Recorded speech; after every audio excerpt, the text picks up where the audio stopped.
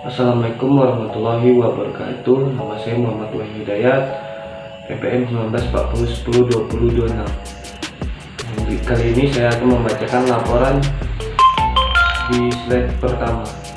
1. Latar belakang. Air banyak digunakan oleh manusia untuk tujuan bermacam-macam sehingga dengan mudah dapat tercemar. Menurut tujuan penggunaannya, air diklasifikasi menjadi beberapa kelompok yang berbeda-beda. Pencemaran air ini merupakan masalah regional maupun lingkungan global dan sangat berhubungan dengan pencemaran udara serta penggunaan lahan tanah atau daratan.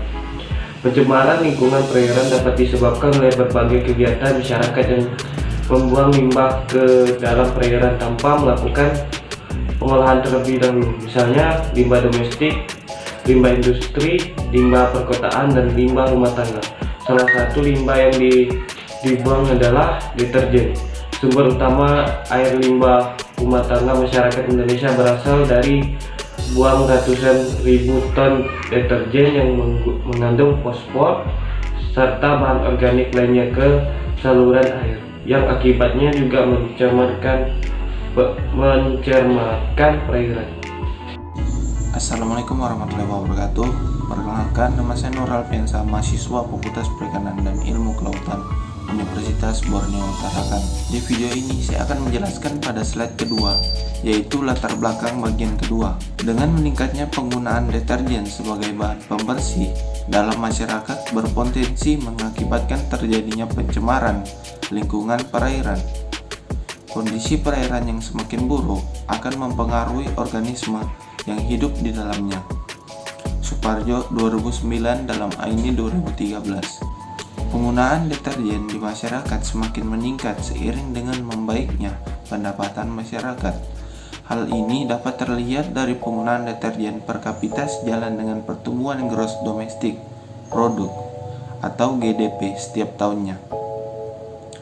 Penggunaan deterjen yang meningkat akan berdampak negatif terhadap akumulasi surfaktan pada badan-badan perairan, sehingga menimbulkan masalah pendangkalan perairan, terhambatnya transfer oksigen, dan lain-lain. Buih-buih yang menutupi permukaan air, baik dari jenis linear alkali benzene sulfonat atau LAS yang biodegradable maupun jenis alkali benzene sulfonate atau ABS yang non biodegradable tersebut dipastikan dapat mengganggu kehidupan organisme yang di bawahnya, baik yang hidup di dasar air dan di permukaan air. Salah satunya adalah ikan hias. Perkenalkan, nama saya Indira Macha, NPM 1940102062. Saya akan menjelaskan tentang slide yang ketiga. Yaitu latar belakang. Ikan hias merupakan salah ikan air tawar yang sangat berkembang. Oleh karena itu, tidak menutup kemungkinan ikan ini terpengaruh oleh deterjen. Kelangsungan hidup ikan sangat tergantung dari limbah deterjen dalam perairan. Dan adanya perbedaan kepentingan tersebut, maka pemakaian deterjen perlu diuji secara cermat.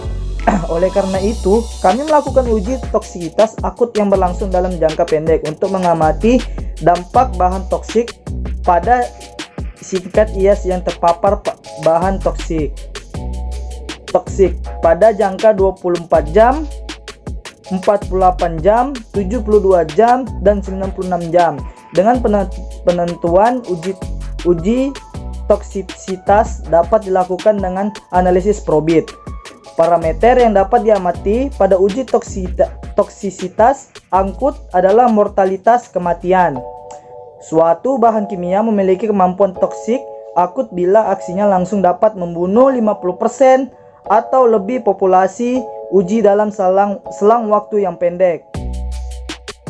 Ya, saya akan melanjutkan pembahasan dari kondisi yang tadi ya. Nah, perkenalkan, nama saya itu Muhammad Faisal, NPM 1840102090 dari Fakultas Perikanan dan Ilmu Kelautan Universitas Borneo Utara. Nah, sebelum kita melakukan praktikum itu, alangkah baiknya itu kita mengenali dulu apa alat dan bahan yang perlu kita siapkan atau yang kita ketahui. Nah, dalam praktikum kali ini, yang pertama yang perlu kita siapkan itu ada namanya bak penampung. Nah terus yang kedua itu aerator, yang ketiga itu ikan uji, yang keempat itu pakan, terus yang kelima itu timbangan, yang keenam itu DO meter, terus yang ketujuh itu pH meter, terus yang kedelapan itu ada namanya termometer, yang terakhir itu bahan toksin deterjen. Ya mungkin pembahasan selanjutnya akan dilanjutkan oleh teman saya.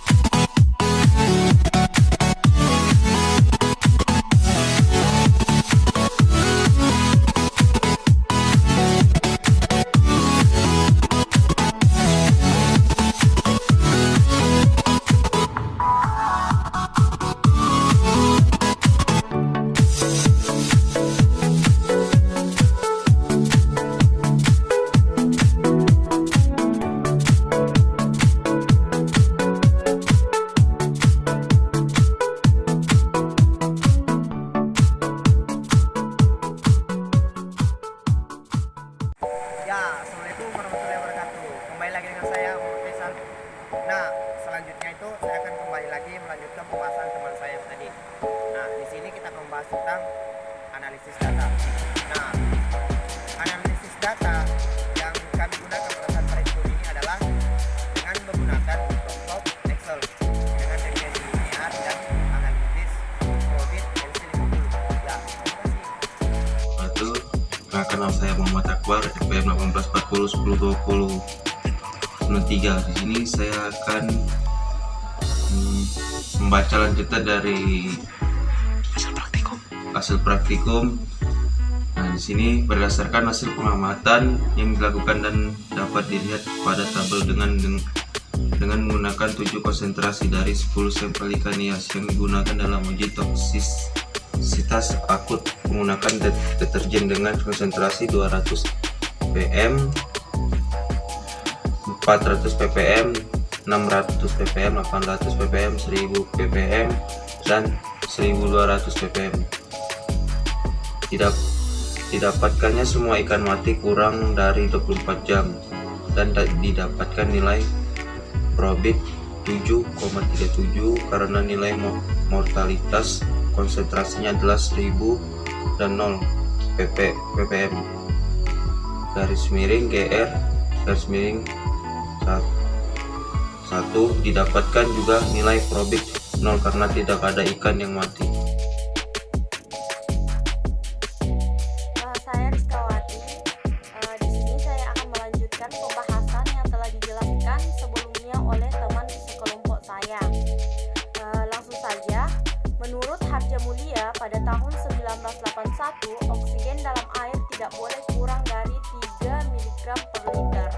Perairan yang terkena polutan seperti deterjen, suplai oksigen dari udara sangat lambat, sehingga oksigen di dalam air sedikit.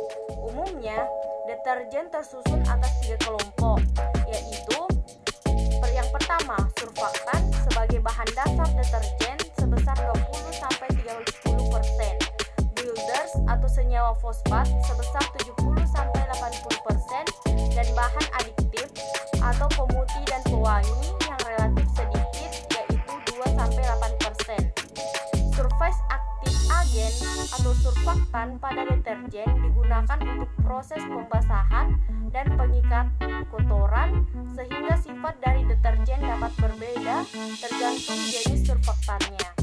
Limbah deterjen terhadap organisme air dapat menyebabkan kerusakan jaringan organisme pada organ ikan, seperti insang dan hati. Pemaparan deterjen 7 konsentrasi yang berbeda-beda menyebabkan ikan mati kurang dari 24 jam.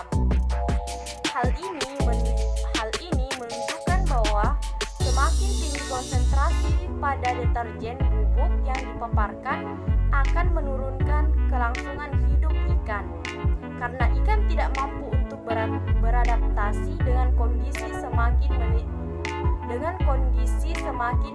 menipisnya ketersediaan oksigen terlarut dalam air.